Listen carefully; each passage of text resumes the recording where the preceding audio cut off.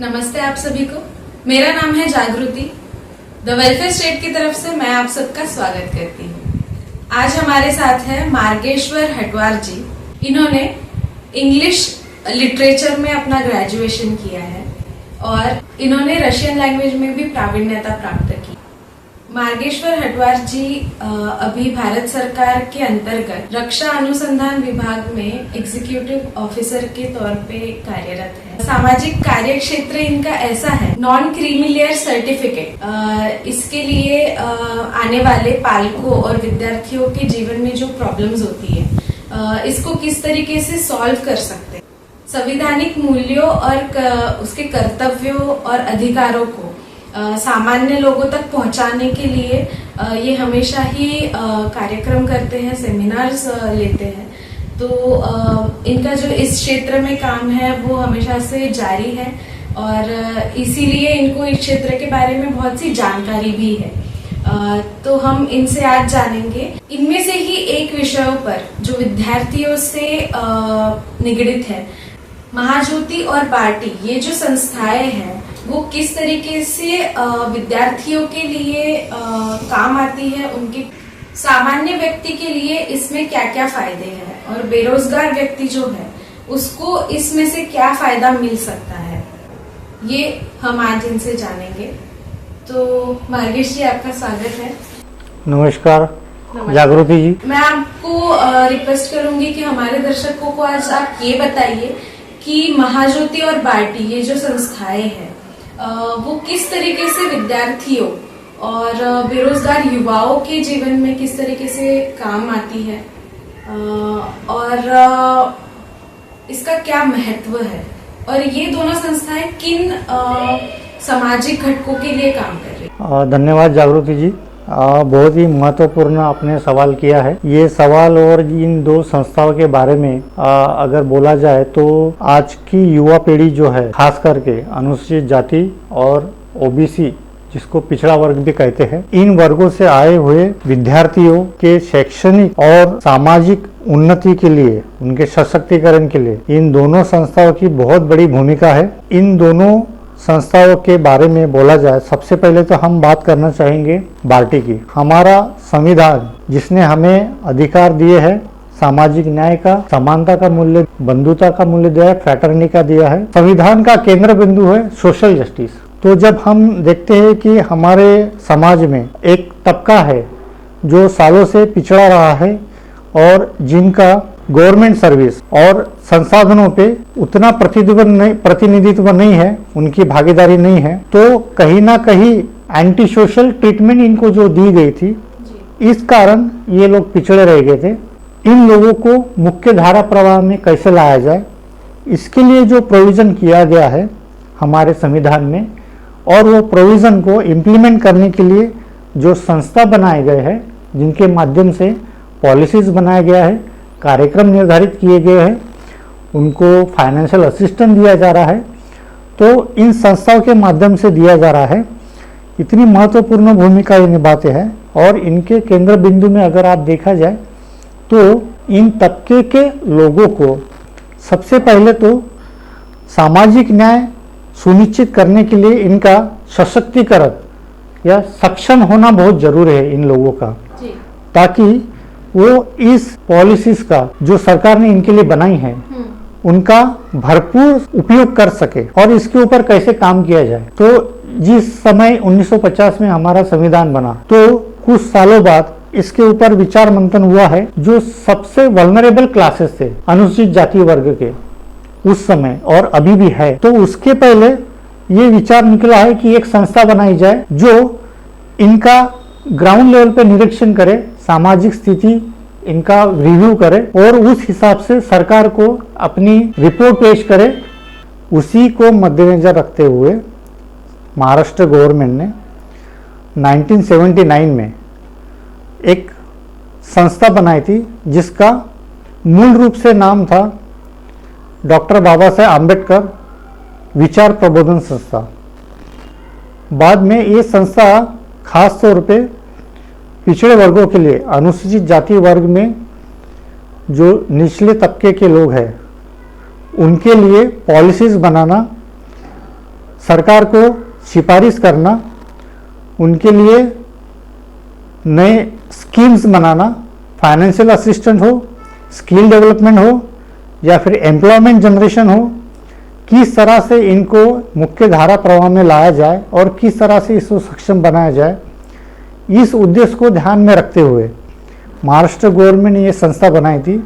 उसके पश्चात 2008 में ये संस्था पूरी तरह से doctor Baba Saheb Ambedkar research and training institute, जिसको हम बार्टी के नाम से संक्षिप्त रूप से में जानते हैं, तो ये संस्था का काम मुख्य रूप से अनुसूचित जाति वर्ग के जो विद्यार्थी है उनमें सामाजिक न्याय की भावना जगाना है। अगर इस संस्था की प्रमुखता से विशेषताओं के बारे में कहा जाए तो एक तो है एम्प्लॉयमेंट जनरेशन और दूसरा है स्किल डेवलपमेंट। जैसे एम्प्लॉयमेंट जनरेशन हम देखते हैं कि रोजगार के माध्यम से, चाहे वो केंद्र सरकार के अधीन हो चाहे राज्य सरकार के अधीन हो, तो रोजगार की अगर बात किया जाए तो इनको कॉम्पीट करने के लिए सक्षम कैसे बनाया जाए, इसके लिए कुछ पॉलिसीज बनाया गया है। प्रमुखता से अगर हम बात करते हैं यूपीएससी की, यूनियन पब्लिक सर्विस कमीशन, इसके अंतर्गत विविध स्पर्धा परीक्षाओं का आयोजन किया जाता है सरकार द्वारा। तो ये पिछड़े होने की वजह से, संसाधनों से वंचित होने की वजह से और साथ ही साथ इनके साथ जो भेदभाव किया जाता है विभिन्न स्तरों पे, इसके वजह से ये पिछड़े रह गए हैं शैक्षणिक और सामाजिक तौर पे। इनको एक आधार देने के लिए बार्टी के माध्यम से ये यशदा करके इंस्टीट्यूट है महाराष्ट्र में, इसका नाम है Yashwantrao Chavan academic and development. तो ये यशदा संस्था में जो विद्यार्थी पढ़ना चाहते हैं तो उनका निःशुल्क उसमें एडमिशन किया जाता है। प्रत्येक विद्यार्थी के लिए स्टेट गवर्नमेंट 2,10,610 रुपये खर्च करती है। ये खर्चा हो गया है उनको ट्यूशन फीस के लिए, जो उनको ट्रेनिंग देनी है इस कॉम्पिटिटिव एग्जाम की तैयारी के लिए। इसके साथ ही साथ 12,000 रुपये पर मंथ पर स्टूडेंट उनको स्टाइपेंड भी देती है। इसके अलावा बार्टी ने और एक योजना का शुभारंभ किया है, प्रमुखता से नई दिल्ली। ये स्पर्धा परीक्षा की कोचिंग इंस्टीट्यूट का हब है।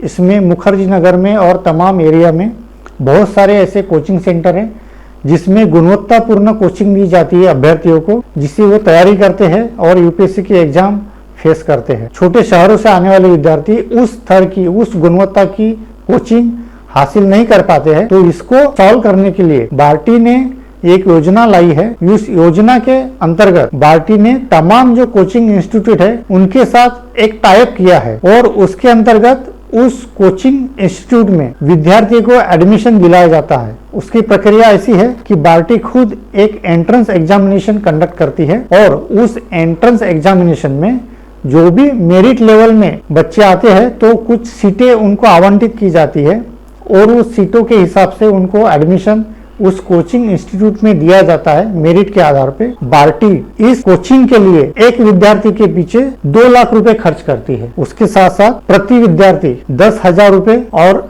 अभी फिलहाल हमको देखने को मिला है उसका 12,000 रुपए स्टाइपेंड देती है। दिल्ली जाने के लिए ट्रैवलिंग अलाउंस के तौर पे 10,000 रुपए का भुगतान करती है। साथ ही साथ उनको किताबें खरीदने के लिए भी 5,000 का एक मुश्त अग्रिम राशि दी जाती है। तो इतना सारा सुविधा यूपीएससी के लिए जो बच्चे बैठते हैं अनुसूचित जाति वर्ग के, उनके लिए बार्टी उपलब्ध करवाती है।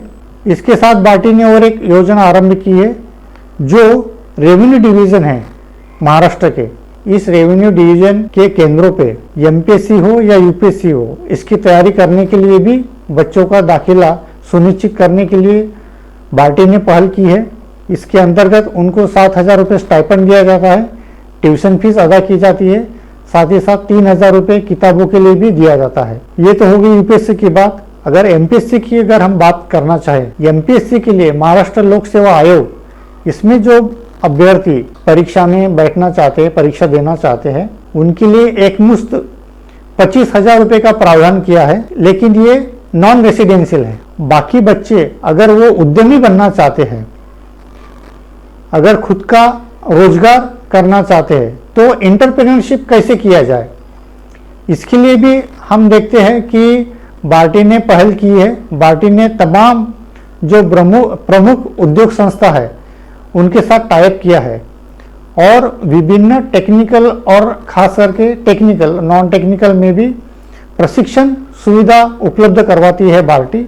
जो विद्यार्थी प्रोफेशनसी हासिल करते हैं, प्रावीण्यता हासिल करते हैं, उनको जॉब प्लेसमेंट भी मिलता है। तो ये बहुत बड़ी सराहनीय पहल है बाल्टी की। ये तो सिर्फ अनुसूचित जाति वर्ग के लोगों के लिए था। पिछड़ा वर्ग के लोग हैं, ओबीसी कैटेगरी के, उन लोगों में भी धीरे धीरे चेतना जागृत हो गई। उनको भी ऐसे लगने लगा कि हमारे बच्चों को भी समान सुविधा उपलब्ध होनी चाहिए, जिससे कि इनके लिए भी सामाजिक न्याय सुनिश्चित हो, इनका भी सशक्तिकरण हो, ये भी उसी स्पर्धा में ज़्यादा से ज़्यादा संख्या में भाग ले पाए, कॉम्पिटिटिव एग्जामिनेशन फेस कर पाए। तो बहुत विचार मंथन होने के बाद महाराष्ट्र सरकार ने पिछड़ा वर्ग के लोगों के लिए एक महाज्योति संस्था लाई है। अगर हम महाज्योति के बारे में बात करते हैं तो पिछड़े वर्ग के लोगों के लिए उतना ही जरूरी था और ये बहुत सराहनीय कदम है सरकार का। तो महाज्योति के अंतर्गत जो विभिन्न स्पर्धा परीक्षा है, जिसमें नेट हो गया, सेट हो गया है, नीट हो गया एग्जामिनेशन, ऐसे परीक्षाओं के लिए महाज्योति 6 महीने या 1 साल का प्रशिक्षण कालावधि आयोजित करती है। इस योजना के अंतर्गत 10,000 रुपये उनको स्टाइपेंड मिलता है पर मंथ। 12,000 रुपये एज ए कंटिजेंसी फंड दिया जाता है। ये इससे बहुत सारे बच्चे लाभान्वित हो रहे हैं। तो ये हो गया है कि नीट और जी के लिए रोजगार भिमुख योजना है महाज्योति की। अभी स्किल डेवलपमेंट के बारे में हम अगर बात करना चाहें तो स्किल डेवलपमेंट में भी अगर हालिया का उदाहरण अगर देखा जाए तो औरंगाबाद में एक इंस्टीट्यूट है जिसको कहा जाता है इंडो जर्मन टूल रूम। इसमें बहुत सारे तकनीकी पाठ्यक्रम लिए जाते हैं, आयोजित किए जाते हैं, जिसमें मशीन्स ऑपरेशन एंड ऑटोमेशन है, सीएनसी ऑपरेशन है और टूल डिजाइनिंग का पाठ्यक्रम है, जिसके माध्यम से अभ्यर्थी इस तकनीकी शिक्षा का लाभ लेके विविध उद्योगों में रोजगार हासिल कर सकते हैं। तो इसके माध्यम से भी महाज्योति ने इंडो जर्मन टूल, ये जो संस्था है, इसके साथ टाइप किया है और इसमें रेसिडेंशियल जो स्थायी निवासी प्रशिक्षण है वो आयोजित किया जाता है। इसकी सारी ट्यूशन फीस, इसमें रहने का खर्च, इसमें खाने का खर्च भी महाज्योति प्रदान करती है। सुविधा है महाज्योति ये समय समय पे देती है। जैसे मिलिट्री की एग्जाम होती है, बैंक होती है, रेलवेज की एग्जाम होती है, क्लरिकल ग्रेड्स की एग्जाम होती है, इनके लिए भी पूर्व प्रशिक्षण की जरूरत होती है ताकि बच्चे पढ़ पाए, उस एग्जाम की तैयारी कर पाए, उस परीक्षा की तैयारी कर पाए। इसके लिए भी महाज्योति ने पहल की है और उसके लिए पूर्व प्रशिक्षण भी आयोजित किया है। इसके लिए भी महाज्योति न्यूनतम 6 महीने और अधिकतम 1 साल का प्रशिक्षण आयोजित करती है। साथ ही साथ मिलिट्री भर्ती पूर्व प्रशिक्षण ये भी महाज्योति आयोजित करती है। तो ये तमाम योजनाएं हैं पिछड़े वर्ग के तबकों के लिए है, उनके बच्चों के लिए है, ताकि उनका सक्षमीकरण हो, उनका एम्पावरमेंट हो और ये अपनी भागीदारी सुनिश्चित कर पाते हैं रोजगार में और अपने लिए और अपने आने वाली पीढ़ियों के लिए भी सामाजिक न्याय सुनिश्चित कर पाते हैं। तो ये दोनों संस्थाओं का बहुत ही सराहनीय कदम है और ये बहुत ही प्रशंसा के पात्र है, बाल्टी और महाज्योति। धन्यवाद। ये जो आपने इंफॉर्मेशन अभी हमारे दर्शकों को दी है, मैं समझती हूँ कि उनको बहुत फायदा होगा इससे। और आपके अगर कोई सवाल है इन विषयों को लेकर तो आप हमें कमेंट कर बता सकते, हम उनका जवाब आप तक पहुंचाने की पूरी कोशिश करेंगे। तो मिलते हैं नेक्स्ट वीडियो में, जिसमें हम मार्गेश जी से और किसी इंटरेस्टिंग विषय पर, अलग अलग सामाजिक घटकों के लिए दिए हुए सुविधाओं पर बात करेंगे। तो नमस्कार। धन्यवाद जागृति।